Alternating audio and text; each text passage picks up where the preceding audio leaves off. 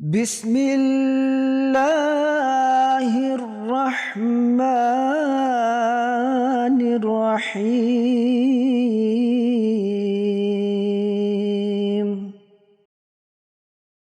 Assalamualaikum warahmatullahi wabarakatuh. Pemirsa MTA yang budiman, dimanapun Anda berada, senang sekali pada kesempatan kali ini saya masih dapat menjumpai Anda di program Esensi Ajaran Islam. Kalau kemarin pemirsa kita sudah membahas berkenaan dengan keselamatan melalui kecintaan kepada Tuhan, sekarang kita masih membahas tentang keselamatan, namun sekarang ini adalah menciptakan hubungan dengan Tuhan, dengan menciptakan hubungan dengan Tuhan. Namun sebelum itu kita akan membahas sebelum materi ini, dan kemudian kita akan melanjutkan pada episode yang sebelumnya, sebelum memasuki subjudul pada kesempatan kali ini. Tapi sebelum itu pemirsa, kita akan menyapa Bapak narasumber kita, Bapak Maulana Abdul Basit Shahid. Assalamualaikum Bapak. Waalaikumsalam. Alhamdulillah. Tadi saya sudah singgung di awal kita akan membahas hubungan dengan Tuhan. Tapi saya kira sebelum memasuki subjudul ini, kemarin kita belum sempat selesai dari pembahasan itu. Mungkin bisa Bapak dijelaskan dulu, Pak. Iya, jadi salah satu kendala yang menghambat manusia untuk meraih kecintaan Allah Subhanahu wa taala itu adalah ego dan ketakaburan. Baik. Digambarkan di dalam ayat Al-Qur'an tentang bagaimana iblis tidak mau patuh kepada malaikat, kepada setan, kepada Adam alaihissalam. Karena apa? Karena merasa dirinya lebih tinggi. Sombongan, Pak. Sombongan. Nah, inilah ego dan ketakaburan inilah yang selalu menjadi batu penghalang, menjadi berhala-berhala yang halus di dalam diri manusia, sehingga perjalanan meraih kecintaan kepada Allah Ta'ala itu terkendala, tersandung dan lain-lainnya. Oleh karena itu, berkenaan dengan hal ini, Hazrat Masya Allah mengatakan bahwa satu-satunya jalan adalah dengan berusaha untuk meraih dengan cahaya nur ilahi. Nah, beliau menyampaikan di dalam Barahin Ahmadiyah bagian kelima, berkenaan dengan hal ini, beliau menyatakan, jangan pernah mengharapkan bahwa ada cara lain guna mensucikan ego manusia. Sebagaimana kegelapan dunia hanya bisa diusir dengan cahaya, begitu juga dengan kegelapan kalbu yang berdosa hanya bisa dicerahkan oleh nur wahyu ilahi. Melalui nur wahyu ilahi dengan sinarnya yang cemerlang, akan nyata baginya bahwa Tuhan itu ada. Sehingga segala keraguan akan sirna dan ia memperoleh kepuasan dan ketenangan. Melalui daya tarik samawi yang kuat, maka yang bersangkutan akan diangkat ke langit. Semua obat penawar lainnya selain dengan cara di atas adalah sesuatu hal yang dosa dan sia-sia. Jadi tidak akan mungkin orang akan mendapatkan keselamatan orang lain yang dikorbankan. Misalnya kita sakit kepala, kepala orang lain dipecahkan. Nah, itu tidak mungkin. Oleh karena itu, bila seseorang ingin mendapatkan keselamatan, satu, dia akan berusaha, dia akan meroleh dengan banyak beristighfar, berdoa, dan lain. Jadi mesti ada timbul dalam dirinya. Karena ego itu ada dalam dirinya, bukan dalam diri orang lain. Ngapain kita untuk selamatkan ego orang lain mau mau disingkirkan? Yang ada dalam diri kita itulah Nah, ini baru akan sempurna terjadi kalau ada nur dari Allah Subhanahu wa taala. Nah, nur yang paling sempurna itu adalah melalui wahyu dan bagaimana seseorang mendapatkan pencerahan dengan bertutur kalam. Tentu saja ini kadar dan intensitasnya tergantung kemajuan yang sudah diraih oleh seseorang itu. Nah, inilah yang akan memberikan kepastian bahwa wujud Allah Subhanahu wa taala ada. Bukan hanya sekedar nanti sampai kepada mungkin ada atau harus ada atau semestinya ada. Tapi dengan Allah Ta'ala memberikan kalamnya, memberikan menzahirkan wujudnya dalam berbagai bentuk, maka itulah yang akan memberikan keyakinan sepenuhnya ini. Oleh karena itu di sini katakan, namun untuk pensucian yang sempurna, ya, pemahaman ma'rifat saja tidaklah cukup. Ya, masih harus disertai dengan doa yang khusyuk. Allah yang Maha Agung bersifat tegak dengan zatnya sendiri, di mana untuk menarik rahmatnya diperlukan doa khusyuk yang diikuti air mata tangis, ketulusan, kesalehan, dan hati yang terenyuh. Kita sama mengetahui bagaimana seorang anak bayi mengenali ibunya, dan bagaimana ibu itu menyayangi anaknya. Itu hubungan itu mesti ada. Ya. Namun, ya, yang merangsang keluarnya air susu ibu adalah tangis anak tersebut. Jika ada anak bayi menangis sedih karena lapar perutnya, sang ibu akan sedemikian terpengaruh oleh tangis tersebut sehingga air susu akan langsung dihasilkan dalam dadanya. Begitu juga kiranya para pencari kebenaran harus memperlihatkan kelaparan dan kehausan rohaniyahnya melalui ratap tangis agar susu rohani bisa dihasilkan guna memuaskan batinnya ini. Jadi itu ada hubungan chemistry antara seorang anak dan bayi, ya, dan itu tidak susah untuk digambarkan, ya. Tapi yang jelas kasih sayang Allah Ta'ala itu jauh lebih besar dan lebih intens dari seorang ibu terhadap anaknya atau hubungan timbal baliknya ini. Nah, itu harus diciptakan, harus ada hubungan seperti itu. Jadi kalau kata Sunda itu tidak bisa api lain, ya. Api lain itu ya kalau dibutuhkan saja dia menangis di hadapan Allah Ta'ala. Kalau lagi senang, lagi itu lupa dia. Tidak bisa begitu, ya. Oleh karena itu, maka caranya adalah bagaimana kita harus merasa perih. Di sini dikatakan harus ada doa khusus, ya, yang diikuti oleh air mata tangis. Harus ada ketulusan, kesalehan, dan hati yang terenyuh, ya. Itulah yang akan bangkit, yang akan menggoncangkan aras ilahi itu. Ya, seperti bagaimana kita seorang bayi yang menjerit, menangis, ya, karena lapar, maka itu yang akan merangsang, ya, ada mekanisme bagaimana yang mempengaruhi hormon atau apa ibunya, sehingga itu akan merangsang air susu ibu akan mengalir lebih besar, ya. Dan seorang ibu akan tahu itu apa ini nangis karena digigit nyamuk, karena sakit, karena mau tidur, mau apa, lapar. Nah, itu akan tahu itu, ya. Tapi apalagi Allah Subhanahu wa Ta'ala. Apalagi Allah Subhanahu wa Ta'ala, ya. Inilah keadaan hati itu yang akan menimbulkan reaksi yang timbal balik yang luar biasa ini. Bagi pensucian ruhani, ya, pemahaman saja tidaklah cukup, marifat tidaklah cukup. Untuk itu diperlukan juga tangis yang meratap hati layaknya anak kecil.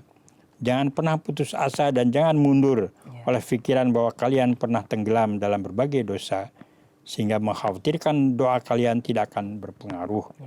Manusia diciptakan untuk mencintai Tuhannya, di mana meskipun ia kemudian terangsang oleh api dosa, ia masih tetap memiliki fitrat bertobat yang dapat memadamkan api tersebut. Kalian tentunya mengetahui bahwa air yang sedemikian panasnya dihangatkan, ya, tetapi jika dituangkan di atas api menyala, tetap saja akan bisa memadamkannya. Jadi apa yang ingin diterangkan oleh Hazrat Masih Maud SAW, kita ini harus jangan pernah putus asa. Kita harus terus selalu mohon dengan penuh kerendahan hati, dengan khusyuk, dengan ketulusan, kesalehan, ya. Karena di dalam fitrat manusia ini, dalam setiap diri manusia itu Allah Ta'ala sudah menanamkan kemampuan, ya, untuk bertobat, untuk mengalahkan sesuatu yang buruk, ya. Oleh karena itu, ya, tentu saja itu dengan bantuan kurnia Allah Subhanahu wa Ta'ala ini. Selain manusia mempunyai kelemahan, selalu luput, tidak akan luput dari kelemahan, namun Allah Subhanahu wa Ta'ala menanamkan sifat taubat begitu, Pak. Iya. Jadi manusia ini memiliki kemampuan untuk mengatasi dosa ini. Karena itu juga Hazrat Masih Maud SAW dengan sangat luar biasa memberikan misal, ya. Api ini memiliki sifat untuk memadamkan api. Air memiliki sifat untuk memadamkan api, ya. Walaupun api itu pun panas, tapi ketika dituangkan air yang panas tetap dia akan padam. Nah, Begitu juga dengan hati manusia. Baik. Ya, jangan pernah putus asa dan jangan pernah berkecil hati walaupun dia sudah bergelimang dalam dosa yang besar, ya. Tapi ketika dia ya, merubah dirinya dan berusaha untuk menjadi orang-orang yang bertobat dan beristighfar, kemudian minta pertolongan Allah Subhanahu wa taala, maka potensi itu akan tumbuh berkembang. Baik. Dan itulah yang diinginkan oleh Allah Subhanahu wa taala. Tentu saja ini memerlukan usaha yang sangat luar biasa sekali. Salah satunya adalah bagaimana tidak cukup hanya dengan ma'rifat, tapi juga berusaha dengan berdoa. Iya. Dalam paragraf terakhir, Masya mengatakan, sejak Allah Subhanahu wa taala menciptakan manusia, Iya. hati manusia selalu disucikan kembali dengan cara ini. Iya. Tanpa ada Tuhan yang maha hidup, yang memanifestasikan eksistensinya, kekuasaan dan fitrat ketuhanannya, serta mempertunjukkan keluhurannya yang cemerlang, maka manusia tidak akan pernah bisa disucikan dari dosa ini. Iya. Jadi dari sejak dulu, ya, dari sejak awal, ya, itulah cara yang tidak akan berubah, ya, bahwa manusia Allah Ta'ala ciptakan untuk bisa kembali kepada jalan yang benar, dan ini hanya bisa dicapai dengan bantuan dari nur Allah Subhanahu wa taala ini. Jadi bukan dengan cara yang lain, ya. Itulah barangkali beberapa yang terakhir di dalam buku Barian Ahmadiyah yang bagian kelima ini, bagaimana seseorang yang memiliki ego, setiap orang yang memiliki ego ini, yang menjadi berhala di dalam hidupnya untuk mencapai keridhaan Allah Ta'ala, itu yang harus dihancurkan dengan segala daya upaya, dan hanya bisa dihancurkan dengan pertolongan dan pengabdian terhadap Allah Subhanahu wa taala dengan benar. Kemudian memang ego tadi memang merupakan PR kita bersama, Pak, ya, untuk menghilangkan dan menghancurkan. Itu pun harus kita mohon kepada Allah Subhanahu wa taala agar diberikan kekuatan dan karunia agar Allah Subhanahu wa taala menghancurkan kelemahan kita itu. Ya, menjauhkan kelemahan kita. Baik, kemudian Pak, selanjutnya kita masuki subjudul baru. Dipersilahkan untuk. Ya, ini juga sambungan daripada topik yang tadi kita terangkan, bahwa cara untuk menciptakan hubungan dengan Tuhan, ya, karena Al-Quran ini memiliki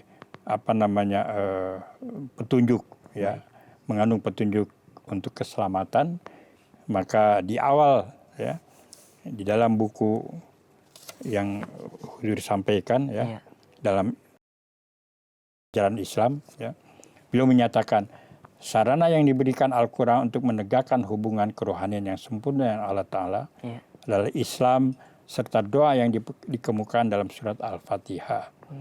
Jadi cara untuk mulai menumbuhkan kecintaan kepada Allah Ta'ala ini ada jalannya ini. Hal itu mengandung makna bahwa manusia harus mengabdikan dirinya di jalan Tuhan, dan menyibukkan diri dengan berdoa sebagaimana diajarkan kepada umat muslim dalam surat Al-Fatihah. Inilah yang menjadi intisari Islam, dan hanya inilah sarana guna mendekat kepada Tuhan untuk menikmati mata air keselamatan hakiki. Semua itu menjadi sarana yang diberikan oleh kaidah alam bagi peningkatan harkat manusia dan pertemuannya dengan wujud Tuhan. Hanya mereka yang masuk ke dalam api rohani yang menjadi intisari Islam dengan menyibukkan diri berdoa sebagaimana diajarkan surat Al-Fatihah yang akan bertemu dengan Tuhan. Ya, dikatakan isyarahnya itu, ya, iyyaka na'budu wa iyyaka nasta'in. Jadi ini inti daripada pengabdian itu. Ya, untuk itu pun, ya, hanya kepada Engkaulah kami menyembah, mengabdi, tapi untuk itu pun hanya kepada Engkau kami minta pertolongan. Jadi ini semua adalah kaidah yang diterangkan dalam Al-Quran sejak awal lagi. Sejak manusia diciptakan untuk mengenali Tuhannya, untuk mendapatkan keselamatan, cara inilah yang memang secara garis besar atau intinya bagaimana manusia mengabdikan kepada Allah Subhanahu wa taala. Memang fitrat dari manusia itu membutuhkan, Pak, ya. Iya. Membutuhkan, dan kemudian memang sifatnya itu minta pertolongan dari Allah Subhanahu wa taala. Di dalam Al-Qur'an banyak sekali ayat-ayat mengatakan yang semusyrik-musyriknya pun, Ya. ketika ditanyakan hati kecilnya, apakah siapakah yang menjadi Rabbmu? Ya adalah, tidakkah aku ini menjadi Tuhan kamu? Ya. Ya kan, manusia selalu mengatakan, ya kenapa tidak? Cerita Engkau lah, Fir'aun ya. gitu Pak ya. Jadi memang di dalam diri manusia ini Allah Ta'ala menciptakan, ya, dan sudah menanamkan fitrah dalam manusia untuk mengenal Tuhan. Ya. Inilah yang perlu diasah, inilah yang perlu dikembangkan, inilah yang perlu dikembangkan. Ya. Dan cara yang paling utama adalah sebagaimana diterangkan dalam surat Al-Fatihah itu, dengan menerangkan 4 sifat, ya. Ar-Rabb, Ar-Rahman, Ar-Rahim, Rububiyat, itu semua itu, dan di akhir dalam kalimat itu katakan Iyyaka na'budu wa iyyaka nasta'in. Agaknya kita perhatikan dari Iyyaka na'budu dan Iyyaka nasta'in ini adalah kecintaan. Iya. Ketika seseorang sudah mencintai Tuhannya atau orang lain, tentu dia akan mencontoh, ya Pak ya, mencontoh dari sifat-sifat yang dicintainya. Seperti tadi Allah Subhanahu wa taala memiliki sifat rububiyat. Rahmaniyat, Rahimiyat, kemudian Malikiyat, seperti itu. Kemudian Pak, di selanjutnya dalam buku ini dijelaskan. Ya, jadi selanjutnya beliau bersabda, Islam merupakan api membara yang akan membakar habis fitrat kehidupan rendah dengan cara memusnahkan semua berhala sembahan palsu, nyawa, harta, dan kehormatan di jalan Allah Subhanahu wa taala. Kita akan menikmati air kehidupan baru dari mata air ini, dan semua fitrat kerohanian kita akan bentuk hubungan dengan Allah Subhanahu wa taala. Layaknya petir akan muncul api dari dalam diri kita, dan api lain yang turun dari langit, di mana pertemuan kedua api tersebut akan terbakar habis segala nafsu dan kecenderungan selain kepada Allah Subhanahu wa taala, di mana kita menjadi larut dalam kehidupan sebelumnya. Kondisi inilah yang oleh Al-Quran disebut sebagai Islam. Jadi penyerahan total terhadap Allah Subhanahu wa taala, itu yang dikatakan Islam itu. Melalui Islam maka semua nafsu kita akan mati, dan melalui doa kita dihidupkan kembali. Baik, kehidupan kedua tersebut diperlukan adanya wahyu. Artinya ya mesti ada penzahiran manifestasi Allah Subhanahu wa taala ini yang langsung kepada setiap orang yang berusaha mencarinya ini. Islam itu adalah suatu penyerahan diri secara total, begitu Pak ya. Itulah makanya dikatakan Iyyaka na'budu wa iyyaka. Kita menjadi abid, ya, kita menjadi hambanya. Dan kalau itu sudah terjadi, maka biasanya akan zahir di dalam dirinya ini sifat-sifat sang majikannya itu. Inilah semua pembahasan yang menarik, bahwa dia akan kelihatan dalam kehidupan keseharian dia. Jadi Contoh terpancar, Pak ya. Contoh para nabi, para rasul, bagaimana karena hatinya diliputi dengan kecintaan kepada Allah Subhanahu wa taala, maka dia akan zahir dalam menzahirkan welas asihnya kepada sesama manusia. Itulah yang menarik manusia kepada dirinya itu. Ya. Dan hatinya bersih dari segala kekurangan, dari ketakaburan, dari segala apapun bentuk syirik dan lain-lainnya. Yang ada adalah kecintaan dalam dirinya kepada Allah Subhanahu wa taala. Seperti halnya magnet, begitu Pak ya. Ketika magnet itu benar-benar asli, dan seperti tadi dijelaskan, belas asih, kemudian kecintaan, dan kemudian kebaikan. Itulah. Tentu yang besi atau seperti itu dan manusia yang lain akan tertarik oleh sifat yang para nabi tadi. Itulah ya. Jadi itu yang akan membakar semua karat-karat ego, ketakaburan, entah karena itu keilmuannya, karena keturunannya, karena kekayaannya. Kan sekarang ini banyak hal-hal yang membuat orang lupa kepada Allah Subhanahu wa taala.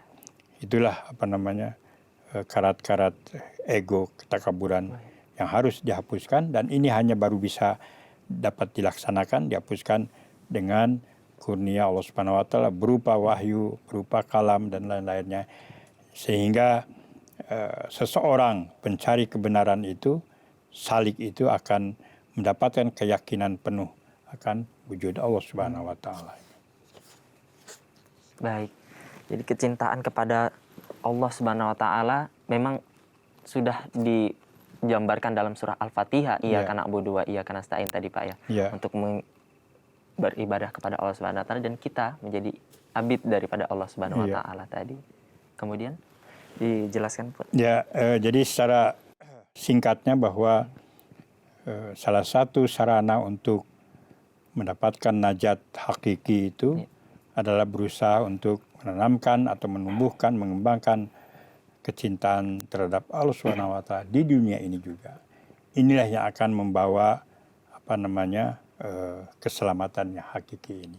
Baik. Dan ini harus dikembangkan di alam dunia ini juga. Dan harus kita manifestasikan Ya. ketika kita berada. Dalam kehidupan kita ini. Baik.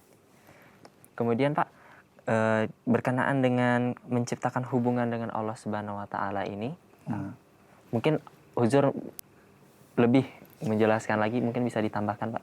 Di selanjutnya di dalam kutipan ini, jika berhasil mencapai tahapan ini, Iya. maka Tuhan menjadi mata dari dirinya untuk melihat, Baik. menjadi lidah dengan apa ia berbicara, menjadi tangannya dengan apa ia menggenggam, Baik. menjadi telinganya dengan apa ia mendengar, menjadi kakinya dengan apa ia berjalan. Baik. Tahapan inilah yang dimaksud oleh Allah dalam ayat sebagai berikut. Yadullahi fawqa aydihim. Tangan Allah ada di atas tangan mereka. Ya. Surat Al-Fatah ini berkenaan dengan bagaimana orang-orang yang beat di tangan Rasulullah SAW. Begitu pula dinyatakan di tempat lain. Wa ma romaita iz romaita walakinnullaha roma. Bukan engkau yang melemparkan ketika engkau melempar, melainkan Allah yang melempar. Surat Al-Anfal ayat 18. Pada tingkat kedekatan seperti ini terjadi kesatuan atau unifikasi dengan Allah yang Maha Agung, di mana niat sucinya meresap ke seluruh relung kalbu. Fitrat akhlak yang tadinya lama menjadi dikuatkan sekokoh gunung, karang, serta peningkatan dalam daya intelektual. Inilah yang dimaksud dalam ayat wa ayyadahum biruhil minhu. Dialah telah menumbuhkan mereka dengan ilham dari Dia sendiri. Al-Mujadalah 23. Pada tingkat seperti ini, maka kecintaan dan nasab pengabdian akan meluap sedemikian rupa sehingga kesediaan mati demi Tuhan dan menerima segala penderitaan atau kehinaan di jalannya akan menjadi demikian mudah seperti menyamatakan seutas jerami. Yang bersangkutan akan tertarik ke arah Tuhannya tanpa menyadari siapa yang menariknya. Ada tangan tersembunyi yang akan selalu membantunya dan baginya untuk mengerjakan perintah Allah Subhanahu sudah langsung menjadi tujuan hidupnya. Baik. Pada tingkatan seperti ini, maka Allah Ta'ala akan demikian dekat kepadanya seperti yang diungkapkan wa nahnu aqrabu ilaihi min hablil warid. Kami bahkan lebih dekat kepadanya daripada urat lehernya. Baik. Jadi itulah bagaimana penzahiran manifestasi Allah Ta'ala kepada wujud-wujud, kepada orang-orang yang berusaha untuk mendapatkan kecintaan dan sudah mencapainya, maka Allah Ta'ala akan memanifestasikan wujudnya dalam berbagai gerak langkah. Baik, jadi Bapak dikarenakan dengan waktu mungkin tadi sudah dijelaskan secara gamblang berkenaan dengan hubungan dengan Tuhan, menciptakan hubungan dengan Tuhan. Mungkin Bapak bisa memberikan kesimpulan sebelum kita mengakhiri perjumpaan kita pada kesempatan kali ini. Oleh karena itu secara singkat diterangkan oleh Hazrat Masih Muhammad SAW bahwa untuk mendapatkan najat hakiki ini, Baik. setiap kita harus berusaha untuk menanamkan atau menumbuhkan, mengembangkan kecintaan kepada Tuhan. Ya. Itulah yang akan membakar semua ego ketakaburan dalam diri kita ini. Baik. Demikianlah pemirsa pembicaraan kita bersama Bapak Maulana Abdul Basit Syahid dalam membahas menciptakan hubungan dengan Tuhan. Akhirul kalam, saya Nasir Ahmad beserta kru yang bertugas pada kesempatan kali ini mohon undur diri dari hadapan Anda. Akhirul da'wana alhamdulillahirabbil alamin. Wassalamualaikum warahmatullahi wabarakatuh. Waalaikumsalam.